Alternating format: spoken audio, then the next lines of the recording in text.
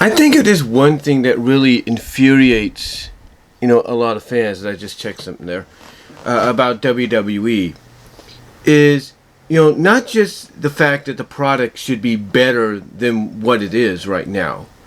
Or the fact that, there are some shining moments, here and there, more specifically like with SmackDown and on occasions on Raw and somewhat with NXT. But I think what infuriates fans in the long run about them, what really frustrates them, what really gives them this hate-love relationship with WWE, to the point that sometimes fans will come out and say, "Oh, we're done, we're not watching WWE anymore," and then all of a sudden, just as you're saying that, WWE does something that's like, you hear about it, you see it, and you're like, "Okay, WWE, you got my attention, I'll stay a little longer."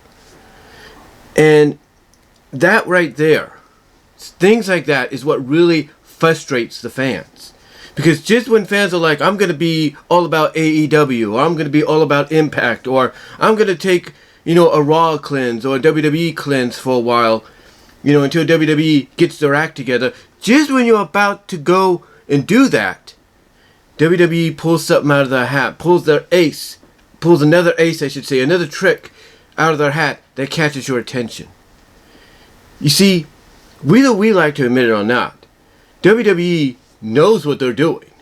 They realize, some of the stuff we're going to put on this show may not make sense. Some of the stuff we're going to book on this show may not make sense.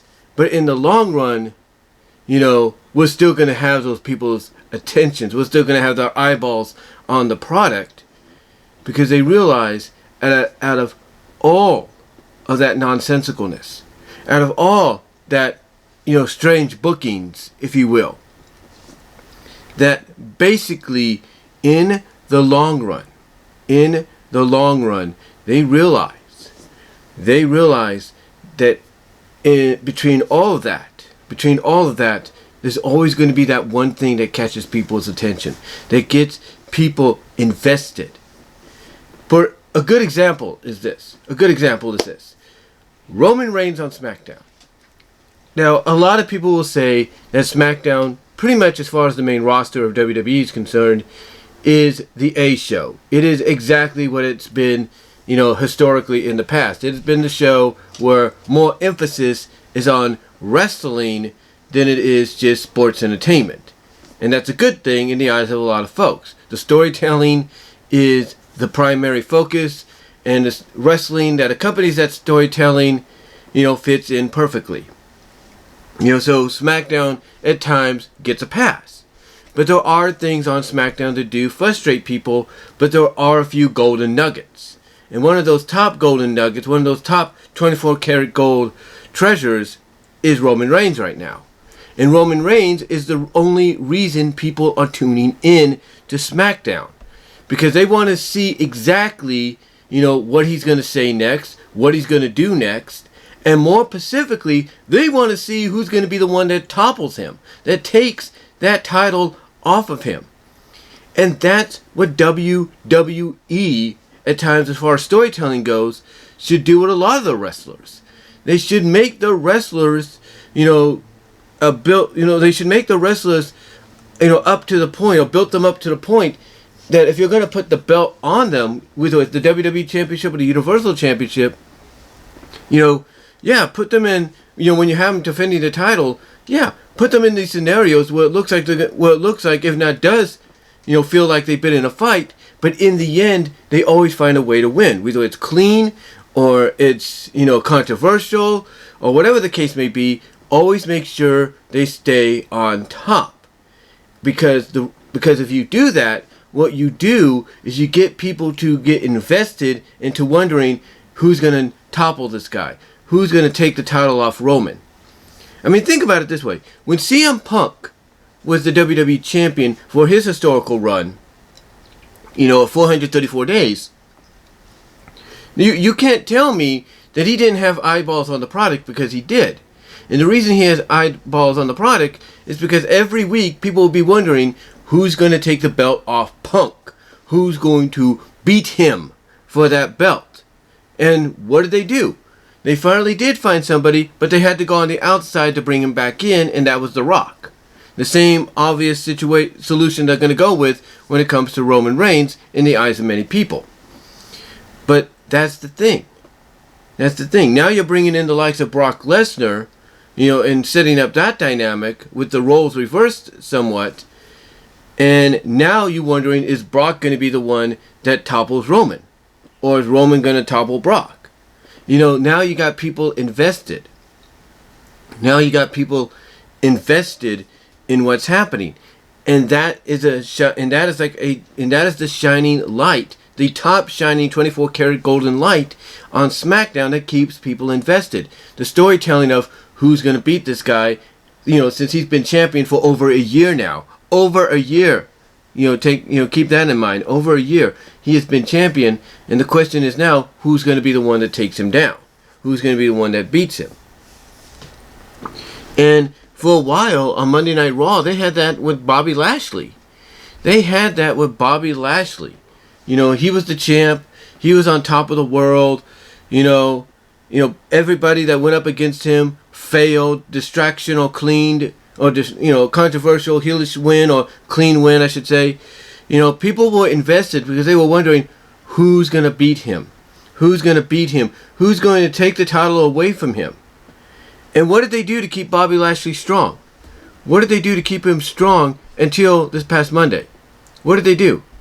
They put him in a scenario where Big E, a strong, powerful dude himself, who, as proven on Monday night, in a one-on-one environment, distractions or no, can beat Bobby Lashley, in a one-on-one contest without, one person being weak, without, someone like Lashley, I should say, being weak or anything from a previous match. So, the thing is, what did they do to keep Bobby strong? They put Big E in the scenario where he beat Lashley by cashing in. Now, they still kept Lashley strong by having him spear Big E and try to beat him right then and there. But no, Big E came back and won. And to really put over Big E and put over the emphasis that, hey, yeah, he may have cashed in, but he is capable of winning a match, a legit match against Bobby Lashley one-on-one. What did they do?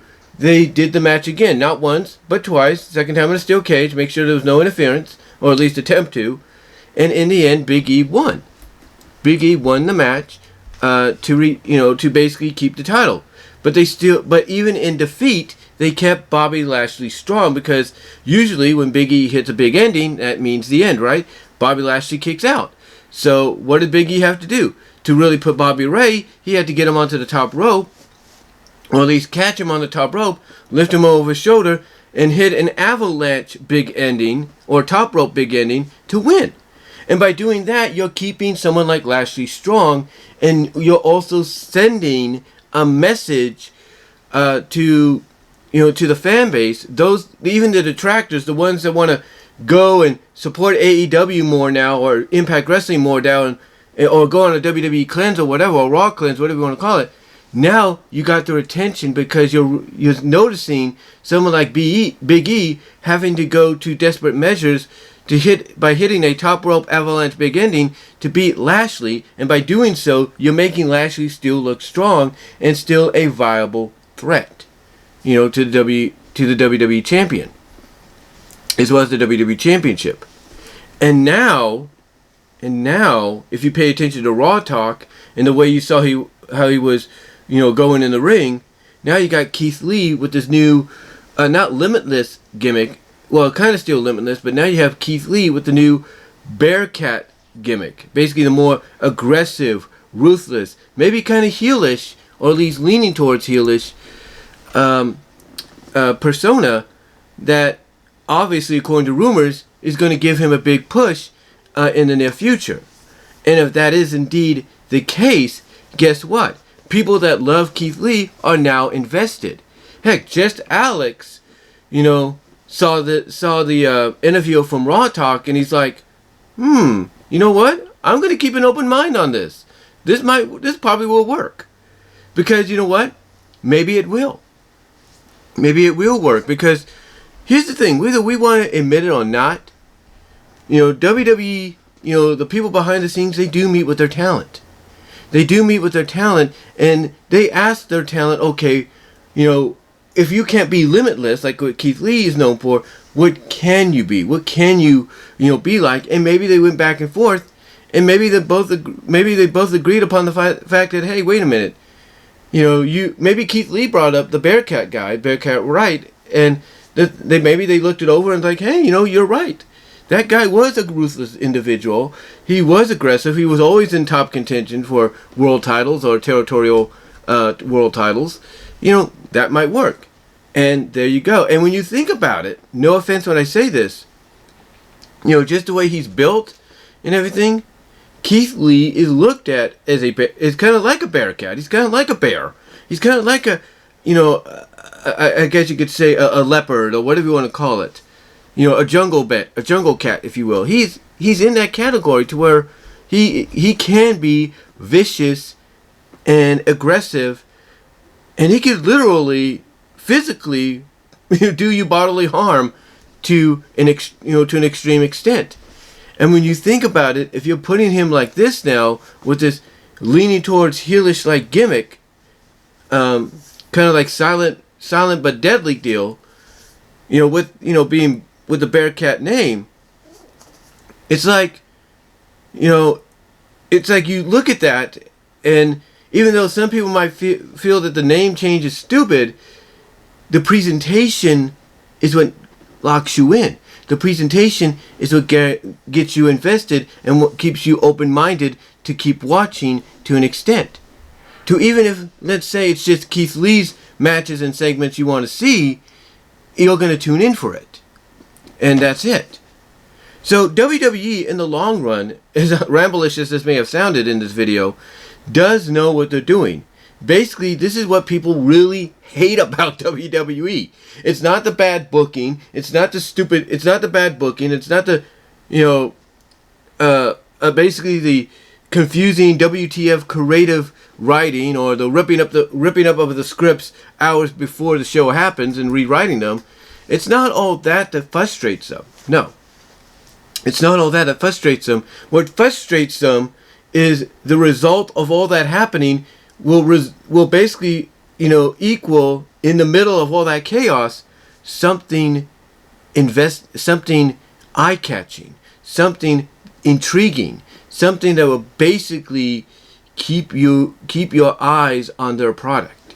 Whether it's a unique storyline, a unique tag team, or in this case, somewhat, characters going through massive, if not slowly massive, persona changes, even if they're given, new nicknames to go along with it that we may like or may not like. So if there's anything, like I said, that people do not like about WWE, honestly, it's stuff like this. They hate it.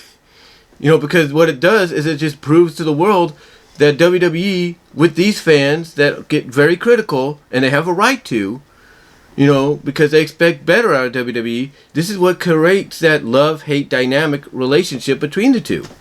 Because it's like, they hate them for what they're doing, but they love them for what they're doing, in here. It's like, it's like WWE to them, it's like that old saying, it's like, just when you thought you're getting out, they pull you back in. And when they do things like what they're doing with Roman Reigns on SmackDown, what it seems like they're doing with Keith Lee on Raw, or wherever he's going to be, that's just, one of those kind of scenarios of, oh yeah, this is, this is, like, you got my attention, WWE, you win, you got me to stay a little bit longer, let's see what you can do. And when you think about, the fact with the draft coming up, and you got this gimmick change coming to Keith Lee, and Roman Reigns potentially staying on SmackDown, there's a good chance Keith goes there. That's magic right there, if you ask me. But anyway, in the long run, like I said, as ramblish as this may have sounded, or convoluted as this may have sounded, the truth is, basically, what they're doing with Keith Lee, what they've done with Roman Reigns, and a few other, men and women on the roster, storylines and all that, if there's one thing what they're doing, I should say, what they're doing. If there's one thing fans love and hate about WWE is when they pull out these aces. When they pull these aces out of the hats and they basically catch lightning in a bottle. It's with the characters or it's with storylines or whatever the case may be. That's what infuriates them. That's what frustrates them, because basically, like I just said, the old saying is just when you think you're getting out, they pull you back in, and they do that by doing this kind of stuff. So anyway, I just wanted to come on here and just give you my unscripted opinion as to why I think a lot of fans have a love-hate relationship with WWE, and one of the main reasons why they do. It's because of stuff like this. So let me know what your thoughts are down below. Comment if you like. Love to hear from each and every one of you. Check me out at my Teespring store as well as at BW Ross's Discussions on all your favorite audio podcast affiliates except for Pandora. Check me out at Patreon at Brian Walmer BW Rosas, as well as check me out on BW Rosas on Vimeo for some PMVs, fan vids, AMVs videos that can't be on YouTube due to copyright reasons, and they would get blocked. You can find them on that channel. But anyway, guys, let me know what your thoughts are. As convoluted and ramblerish as this video may have sounded, let me know how you feel about all this, and do you agree with it? And I'll talk to y'all later.